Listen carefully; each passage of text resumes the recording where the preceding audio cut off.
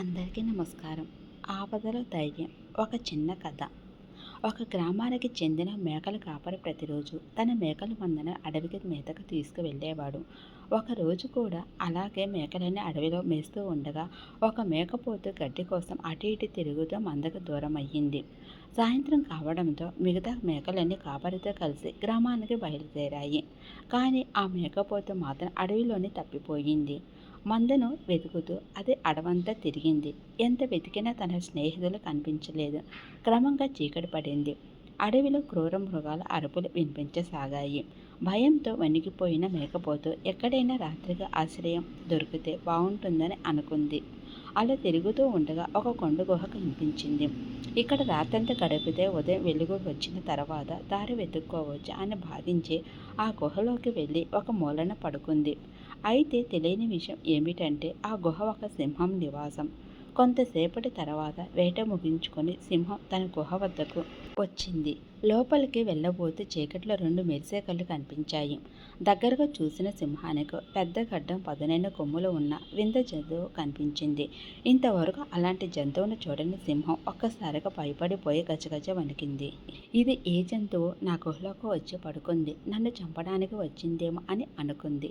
ధైర్యం చేయలేక గుహ బయట నిలబడిపోయింది. ఇక మేకపోతు పరిస్థితి కూడా అంతే. సింహాన్ని చూసిన వెంటనే దాని గుండె బలంగా కొట్టుకుంది. అయ్యో, ఇది సింహం, ఇప్పుడే నన్ను తినేస్తుంది అని అనుకుంది. కానీ ఆశ్చర్యకరంగా సింహం లోపలికి రాకుండా బయట నిలబడి ఉండటం గమనించింది. సింహం కూడా నన్ను చూసి భయపడుతుంది. నేను భయపడుతున్నట్లు కనిపిస్తే ప్రాణాలు పోతాయి. ధైర్యంగా నటిస్తే తప్పించుకునే అవకాశం ఉంటుంది అని మేకపోతు నిర్ణయించుకుంది. రాత్రంతా ఇద్దరు ఒకరికొకరు చూసుకుంటూ భయపడుతూనే ఉన్నారు. సింహం లోపలికి రాలేదు, మేకపోతు బయటికి వెళ్ళలేదు. తెల్లవారుజామున కొద్దిగా వెలుగు రావడంతో మేకపోతు తన భయాన్ని దాచుకొని గుహ బయటకు వచ్చింది. సింహం ఇంకా అక్కడే ఉంది. వెంటనే గంభీరంగా గద్దిస్తూ ఎవరు నువ్వు అని అడిగింది.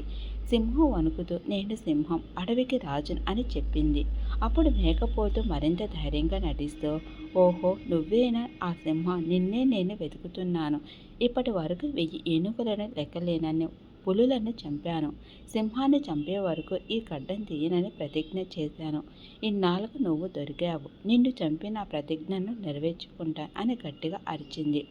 అంతేగాక 2 కాళ్ళు పైకెత్తి ఒక్కసారిగా సింహం వైపు దూకింది. ఇది చూసిన సింహం ప్రాణభయంతో వణిగిపోయింది. ఇంత భయంకరమైన జంతువు నా మీదకు దూకుతోంది అని అనుకుని వెనుదిరిగి ఎంత వేగంగా వీలైతే అంత వేగంగా పరిగెత్తింది. వెనక్కి తిరిగి కూడా చూడలేదు. సింహం పారిపోవడం చూసిన మేకపోతు ఊపిరి పీల్చుకుంది. ధైర్యమే నన్ను కాపాడింది అని భావించింది. వెంటనే అక్కడి నుండి బయలుదేరి అడవిలో తన మందను వెతికింది. కొంతసేపటికి మిగతా మేకలను కనుగొని వాటితో కలిసి సురక్షితంగా గ్రామానికి చేరుకుంది. ఆపదలు భయపడకుండా తెలివిగా వ్యవహరించడమే ఈ కథ నీతి. ఆపద సమయంలో భయపడకుండా ధైర్యంగా ఆలోచిస్తే పెద్ద ప్రమాదాలనైనా తప్పించుకోవచ్చు. సమయస్ఫూర్తి, ఆత్మవిశ్వాసం మనకు గొప్ప ఆయుధాలు.